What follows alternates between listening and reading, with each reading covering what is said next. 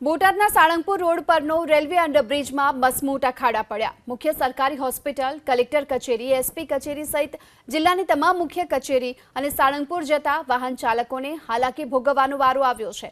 થોડા વરસાદમાં જ આ પ્રકારે અંડરપાસમાં પાણી ભરાઈ ગયા, એટલે કે ખાડામાં પાણી ભરાયેલું હોવાથી નાના વાહન ચાલકોને અકસ્માતનો ભય રહેલો છે।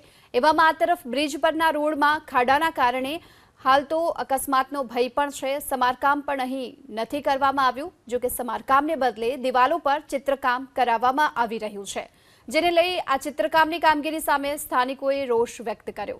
સાથે રહીશોનું કહેવું છે કે આ ચિત્રકામ નહીં પરંતુ ખાડાઓનું પુરાણ કરવાની જરૂર છે। મસમોટા ખાડાઓનું પુરાણ કરવામાં આવે અને તાત્કાલિક આ પાણીનો નિકાલ કરી અંડરબ્રિજને વ્યવસ્થિત રીતે અવરજવર કરી શકાય તેવું બનાવવામાં આવે। बोटाद शहरना साळंगपुर रोड पर आवेल अंडरब्रिज आफतनो अंडरब्रिज कही शकाय छे, कारण के दर वर्षे ચોમાસા दरमियान अहीं अंडरब्रिजमांथी पसार थवुं जोखमकारक छे। दृश्य एक जुओ, साळंगपुर अंडरब्रिज छे त्यां पहेला जे दीवालो छे ते दीवालोमां अवनवा कलर साथे बोटाद नगरपालिका द्वारा अहीं चित्रों बनावेला छे। नगरपालिका द्वारा अहीं लखाण करेलुं छे बोटाद नगरपालिका। अलग अलग प्रकारना चित्रों क्यांक ने क्यांक चोक्कसथी लोकोने आकर्षण करे छे।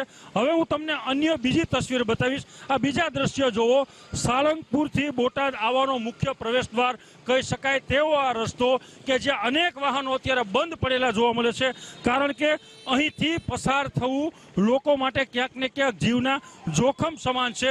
કારણ કે મસમોટા ખાડા પડી ગયેલા છે, પાણીમાંથી અહીંથી પસાર થવું પડે છે। હાલ અત્યારે વરસાદ નથી, તેમ છતાં જોઈ શકો છો તે પ્રમાણે અંડરબ્રિજની સ્થિતિ શું છે।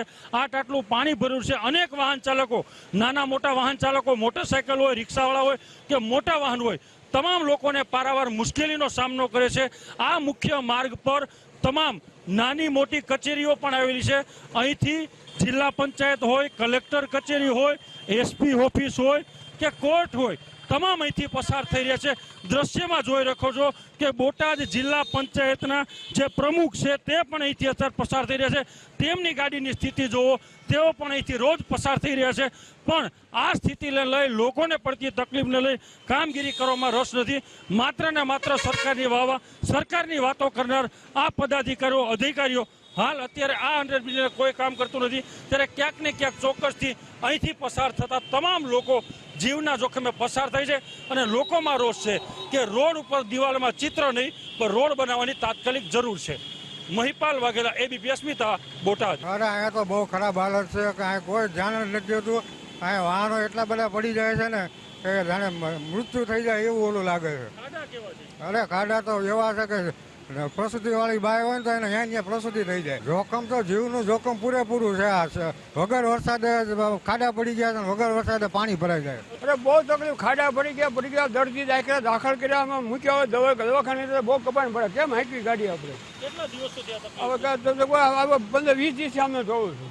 આ કાંઈ જરૂર નથી કરવાનું, આ કરવાનું જે છે આ કાંઈ કરવાની જરૂર છે। દુનિયા બધે શું કાંઈ હેરાન થઈ જોવાનું હોય, જે છે એ હેરાન થઈ જોવાનું હોય પબ્લિક। રિક્ષાની એક્સેલ ભાંગી જાય સાહેબ। અહીંયા રિક્ષા હાંકતા હોય તો હમણાં થોડાક દિવસ ટેમ્પો ઊંધો પડી ગયો। અહીંયા સરકારી અધિકારી બધા રહી છે, અહીંયા સરકારી દવાખાનું છે, સરકારી અધિકારી નીકળે છે। આ ચિત્રની શું જરૂર છે આપણે? ખાડા મોટા મોટા સાહેબ છે, બસો બંધ પડે, બધું બંધ પડી જાય, પાણી માણસ કરે